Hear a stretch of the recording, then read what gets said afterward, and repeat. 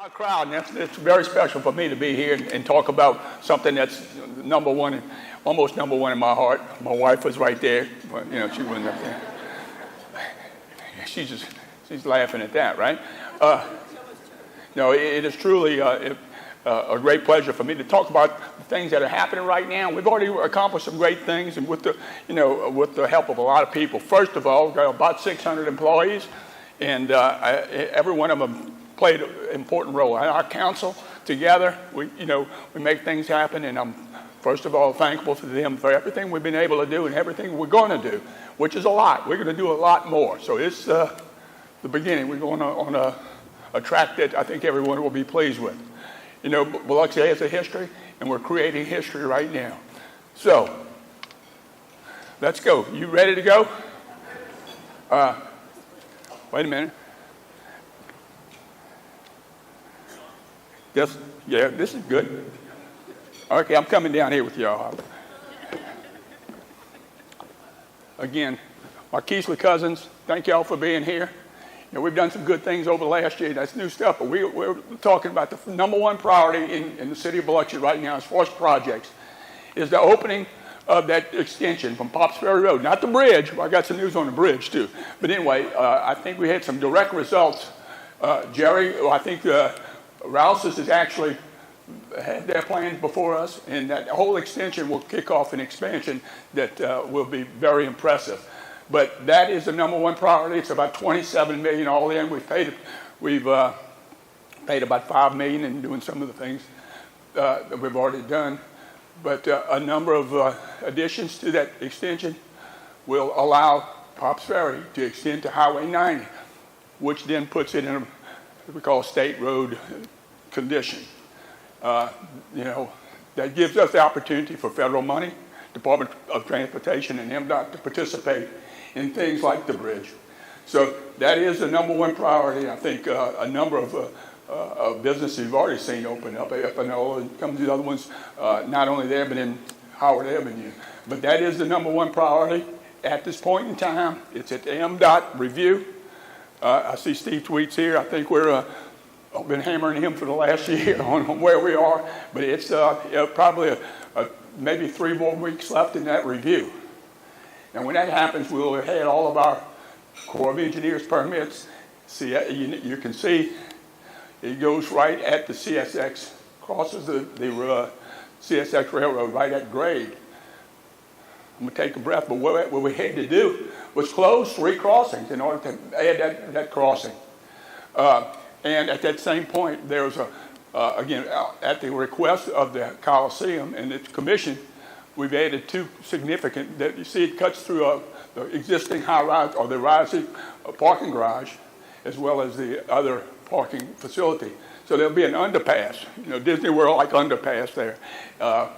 And then the extension right into the property too. So that was add about $3.6 million to the project. But through the state and the county and the city, of course, that was part of our part of the tab was passed in $7 million of the bond issue that we passed in 22.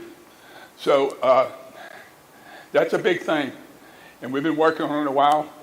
But that will put us in a position so when it's right, this is a state road. It'll be designated as a state road, not the responsibility. Right now, it's the responsibility of the city of Biloxi.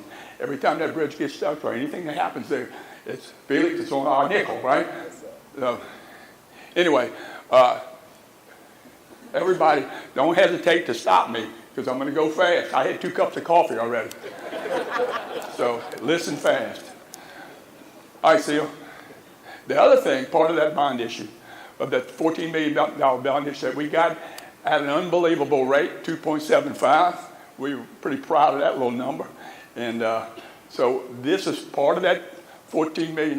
We built $7 for the extension and about $7 for recreation. But this is a big part of the expansion and the creating an event, a place that will attract folks. But I think we got the bid, or about ready to award the bid. I think $5.2 million for revising and redoing with use of. I think, do we have another slide on that one? turf fields, and that's what they go back with seal. But all of those fields will be redone, and the drainage will be perfect. Fencing will be upgraded, and it will give us a position to compete, with the sports tourism position. So that, as well as the next slide, pickleball. Everybody knows pickleball, right? So we're going to be pickleball central of the world. But at least the Bible world, anyhow. Yeah. But I think that has been bid and awarded. That little you can't see the dot there, but that's the restroom facilities and refreshment facility there, and that has been bid and awarded. I think it's $142,000. But our next play is to provide some covering and maybe 6 more pickleball courts at that facility. It's a big thing. It's the hottest thing going. You heard about malls being converted into things. But Terry, we don't have any room at our mall, do we? 92% filled. I had this conversation with my wife the other day. How come we can't do it in the mall? Sorry. Anyway, but no, I've seen it where malls are not successful, and they've been using that. So I hope I'm on that right track. Go. I'm ready. Go. All right. This is the boardwalk towards Keesler. I think that's a prime example of the use of the DMRs or Tidelands, as well as Go Mace and some of those funds. But I think it's a pretty cool thing. You saw we covered up over the course of 2 years some of the ugliest rocks you ever seen in your life. Never was there. Those weren't native rocks. I can tell you that we covered. Right? Okay. Crystal's right there. She gets to enjoy that boardwalk every day when she goes to work, right? Okay. And the other boardwalk is, significant too. That brought us to a situation that is being considered. You see that little ledge, a little knee wall, 18 inches high. It is sort of a pilot program that General Spraggins, I think, we what do you call it, conspired maybe to make this a pilot project. That 18-inch knee wall has stopped the sand from getting to Highway 90.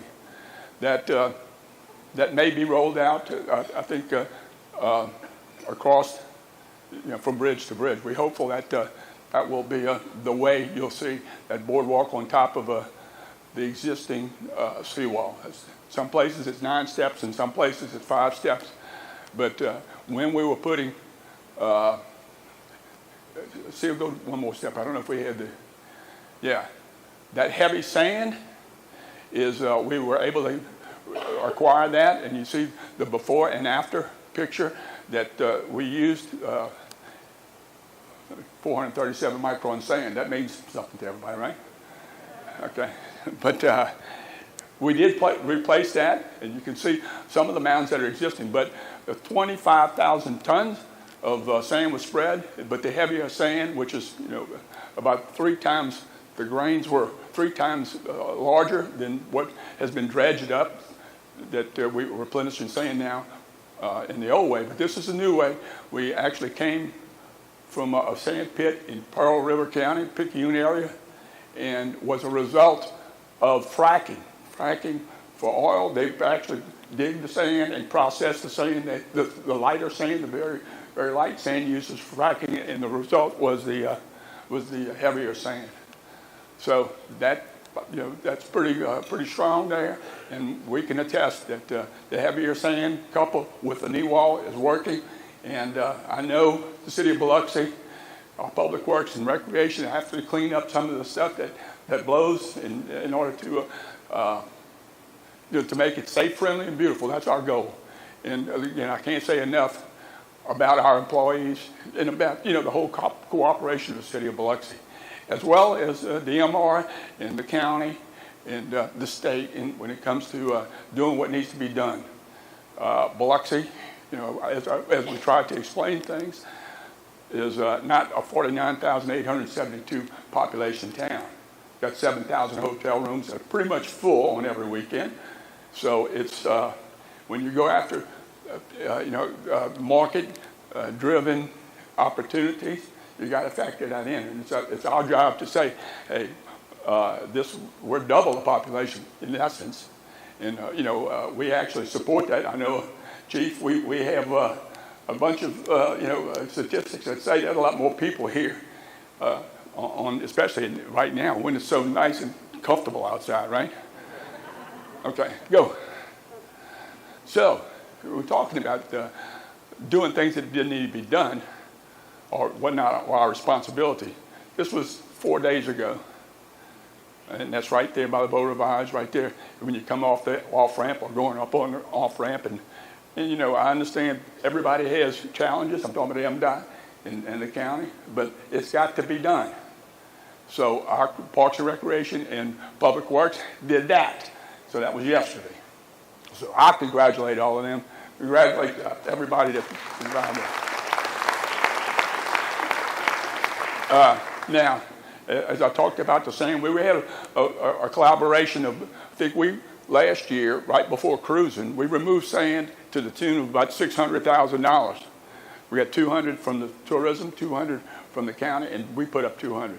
But that's the thing that'll keep people coming back and keep them loving what they see and the attraction. But that's the kind of effort that needs to be done. Okay, Seal?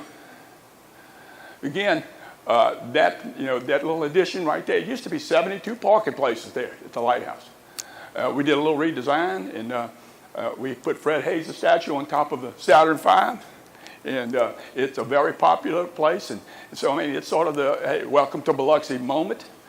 I think you did see at 4th of July a pretty good sized American flag hanging from the lighthouse. And I want to give my wife credit on that. We had a 25-foot flag that would work perfectly. Okay, Seal. Okay, going into real projects now. We've just completed all the dredging to, you see the Margaritaville in the center state. Well, all of that has been dredged out and removed, and the floating docks are on order and will be getting here and be installed. That's about 1/3 of the harbor. The next play is to dredge the center section right there where you see a few boats in the middle. But that's on the way. A total of probably, if we get the funding that we need, probably all the docks will be floating and will be up to date as far as power and just convenience. It's a lot easier to use this technology. I think Billingham Marine is the ones that has been very successful across the Gulf South. Anyway, that's ongoing. Again, floating docks. That's right there at Yule's place on Pops Ferry, and you'll see a lot of things. If you go over Pops Ferry, you'll see a lot of boats tied up, and that's been very successful. And Yule's done a tremendous job, for our boaters. And again, we want more and more of that activity. Sanger, of course, we're completed. Excuse me, with the exterior. We have been talking and interviewing folks to help manage not only the Sanger, but the events that the city would have at the MGM Park, which may not be MGM Park. If you have a need to, your business needs to do some advertising, that's up for consideration. So we would look at an opportunity for a company to come here and manage not only the events at the Sanger, but at the MGM Park and the Civic Center, which is an outstanding facility that we have not really pressed, the marketing end of the ball game. But the Sanger, right now, almost like you're enjoying right now, we're in a mode of looking at what we need to do, upgrade the technology, digital boards and so forth that people used to have to go to, especially for Mardi Gras and different sets that you'd have to go make or get made, and you can do digitally some of those things. But people rent them. I think Gulf Coast Carnival had some wall. It's about every time you rent one of those things, like $10,000, $12,000. So we're actually assembling a list of things that need to be done in the Sanger, and they put it in a 21st century mode. That this is top notch. Again, about 1,000 people can be seated there, but everybody that sees it sees the character and the iconic kind of situation that we have here that we need to press. There will be, again, a fundraising effort And we get everybody the ability to be part of this Sanger renovation and the Sanger reopening, with bricks and some of these other events. So keep your pocketbooks ready. It's coming. All right, go. Again, the next on the list, I think we just opened with Beverly Martin, the boat ramp at the right across from Treasure Bay, at the side of Camellia Street. And there's about 40 slips, top-notch slips. Right now, we have 2 places on the beach, there at Coon Street and one little slip at the Small Craft Harbor. But this will kind of add to that component, and we'll actually take in that beach and convert it into parking. Those big, long, 40-foot boats and trailers will be, able to do that 2 and 3 at a time instead of 1 at a time and parking at different places. That's a big thing. We've got the funding for that, and we'll move forward. Again, that's Keegan's Bayou. We have some funding for, first of all, it's never been dredged. Keesler has a lot of issues because almost 1/2 of Keesler Drive comes through that area. So that about $3 million will help dredge that and alleviate anything that comes through Forest Avenue right by the new main gate. It dredges to that bayou, and we'll be in the mode of doing that very shortly. Of course, some of the infrastructure, I think we probably have $120, $130 million of the Katrina recovery infrastructure components going, and that's deep sewer, water, and storm drain. St. Michael's 1 and 2 on the Point is wrapping up. I think we were told by the vendor that everything east of Oak Street will be paved to its final surface, starting in probably 2 weeks. And then the ongoing that will maybe last from Howard Avenue and tying all Coon Street, Holly Street, all those things tying in so that deep sewer will be tied into the Keegan's Bayou processing plant. That's happening over, I think it should be complete by 24th of June of 24. From the Beach Road all the way to, I think, White Avenue, that stuff is primarily on the beach, and some interesting things happen in this project. Interesting things happen to all these projects. On St. Michael's, along Howard Avenue, this was about a year ago, between Crawford Street and Rossetti Street. Biloxi is an old town, right? There's a lot of oyster shells, and they used to use creosote to keep the dust down.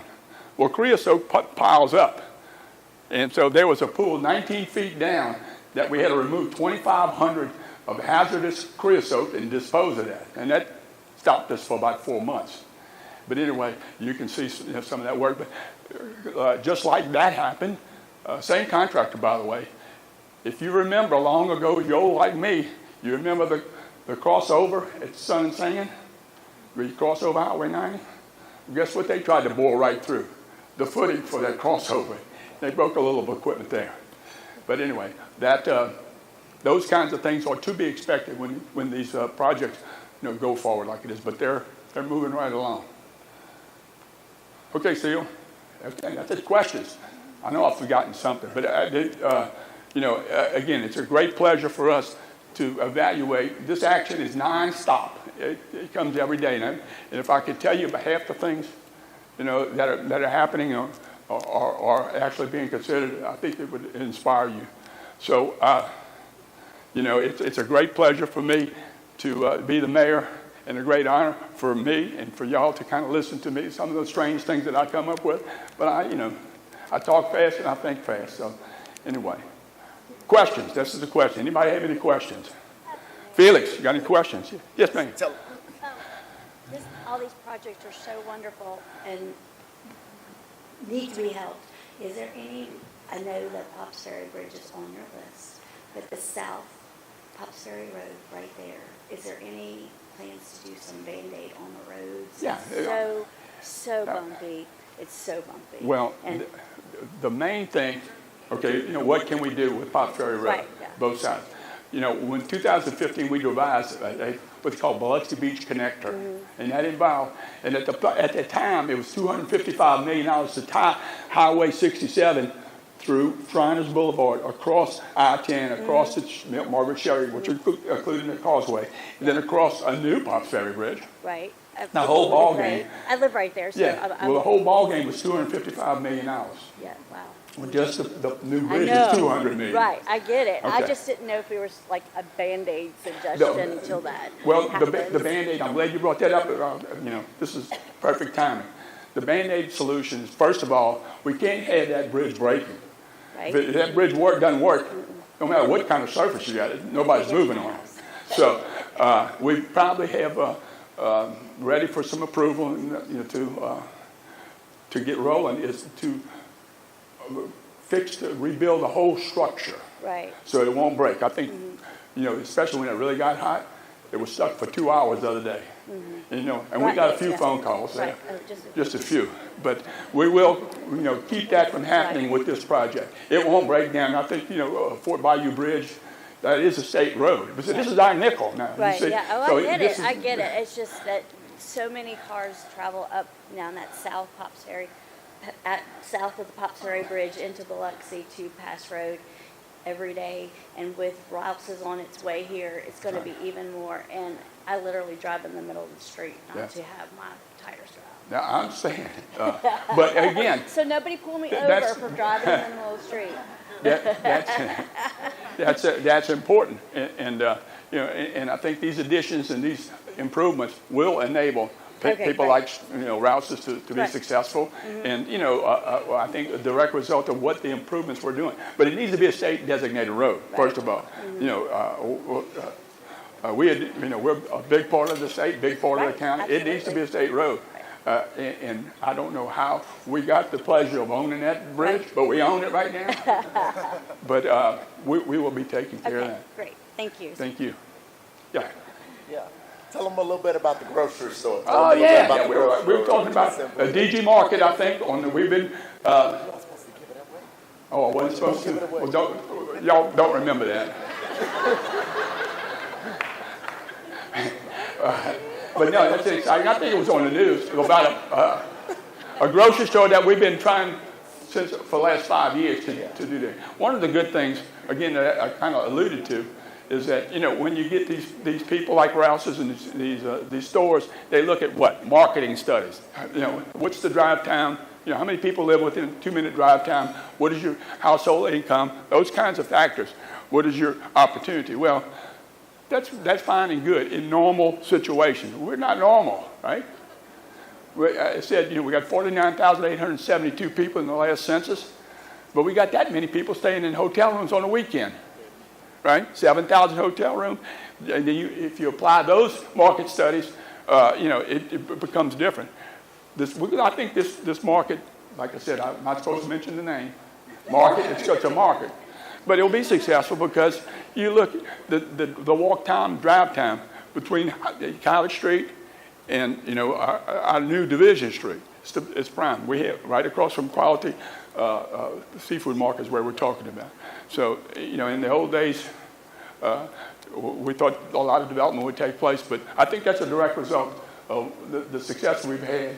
Again, we're in a casino. We've had 8 casinos. This is 3 years in a row that we're going to bust $1 billion in gross gaming revenue. So that's unbelievable. So we're real pleased and proud of the partnerships and the working relationship we have with everybody. But it does give us some momentum and some challenges to do what needs to be done in order to keep that business coming. Yeah. Good question, Felix. Anybody else? Well, yeah. Do we have any plans? Do we have any plans for accessibility for the beach? I love the 18-inch wall, but and stairs make it impossible Yeah. for some people. Yeah, there is, and that'll be considered. We got the drive-down areas for the beach equipment, but yeah, that's all part of what we need to do. Again, this was a pilot project to keep the sand. We were paying, about $500,000 on our nickel a year, just keeping the sand off the beach. So those are things that we need to make sure everyone enjoys what we have. And I did talk with Jamie Miller last night, as a matter of fact. So this is a joke, so y'all laugh when I tell you to laugh. But you know what's been happening, right? How many shark attacks have you had? A bunch of shark attacks all over, up and down. Back in 2015, I just became mayor. Jamie Miller was the DMR director, right, Crystal? You remember that? So a lady just wanted to explain to me, hey, I'm from the point like you are, and da-da-da-da. So I get on the phone, and she says, I'm worried. I'm worried about the tourists. So what are you worried about? I said, the sharks. The sharks, I think they had attacked some places in Florida. And, I said, you know, ma'am, I get it. You know, you're from the point like us, and that that's a big problem. But you know, Biloxi and the coast is a little different. We got all of these estuaries and rivers, you know, dumping nutrients in. The little fish eat the nutrients, and the big fish eat the little fish, and the sharks eat the big fish and leave the tourists alone. But that wasn't working. So I'm banging on the computer while I'm talking to her and just figuring out how did I get in this. But anyway, she said, no, I think we need to build a shark fence from Bay St. Louis all the way to Ocean Spring Bridge. So I'm thinking, how do I get out of this? I said, well, that may be a good idea, and you probably need it, but you need to call Jamie Miller at the DMR. I tell that story over and over and over again. But along those lines, we had this conversation. Jamie thought this was a good situation. Now, you heard about, well, first of all, sharks. You heard anybody ever getting attacked by a shark on our beach? Okay. Or you about, undertow and those kinds of things? We never had that. So I think we need to buy an insurance policy and put it out around the country.